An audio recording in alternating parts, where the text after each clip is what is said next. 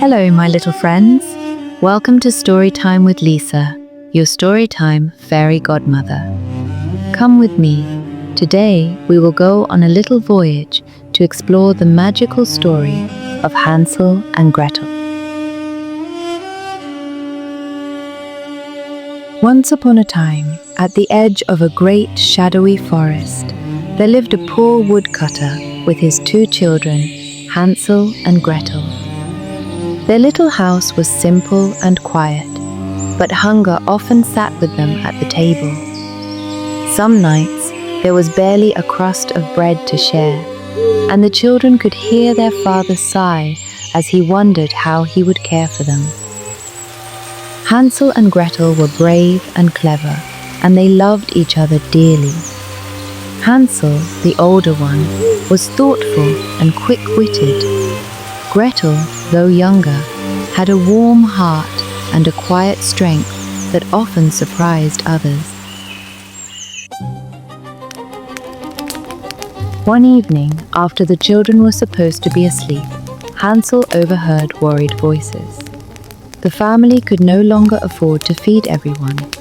A terrible decision was being discussed to take the children deep into the forest and leave them there, hoping they might find help elsewhere. Hansel did not panic. When the house grew quiet, he slipped outside and filled his pockets with small white pebbles that gleamed in the moonlight.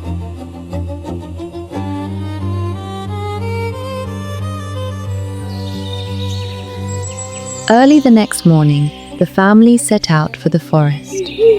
As they walked, Hansel secretly dropped the pebbles behind them, one by one. When the parents left the children alone among the tall trees, Gretel cried, but Hansel smiled gently. "Do not worry," he said. "Just wait until the moon rises." That night, the moon shone brightly, and the pebbles sparkled like tiny stars on the ground. Hand in hand, Hansel and Gretel followed the trail all the way home. Their father was overjoyed to see them, and for a short time, hope returned. But hunger came back, harsher than before. This time, Hansel could not gather pebbles. All he had was a small piece of bread, which he crumbled and dropped along the forest path. Again, the children were left alone. When morning came, they searched for the trail, but birds had eaten every crumb. No path remained. Lost and frightened, Hansel and Gretel wandered through the forest for days. Their feet ached, and their stomachs growled, yet they pressed on, comforting each other with quiet words and shared courage. At last, deep in the forest, they saw something unbelievable. A little house made of bread, cake, and sugar. The roof glittered with candy, and the windows looked like clear sugar panes. Hungry beyond measure, the children began to nibble at the walls. Suddenly, a thin, creaky voice called out, "Nibble, nibble, little mouse. Who is nibbling at my house?" A bent old woman appeared at the door, smiling sweetly. She invited them inside, offering warm milk and soft beds.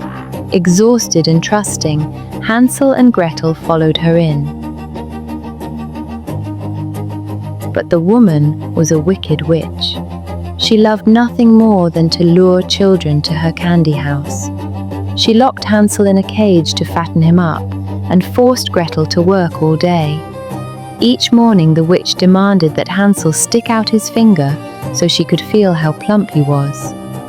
Clever Hansel held out a small bone instead, and the nearly blind witch complained that he was still too thin.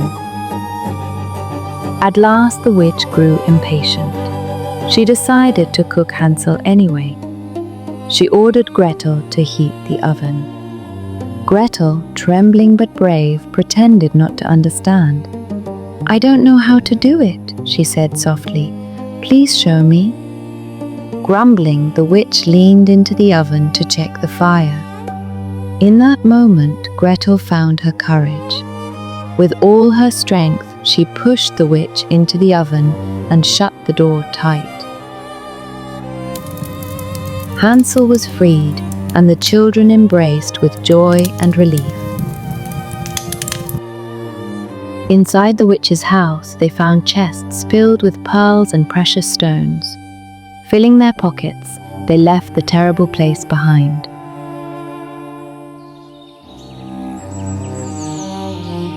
The forest, which once seemed so frightening, now felt lighter. Soon they reached a wide river.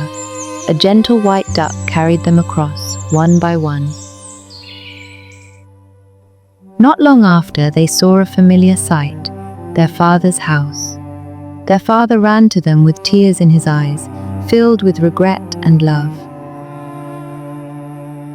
Hardship was over at last, for the treasures the children brought were more than enough to ensure they would never be hungry again.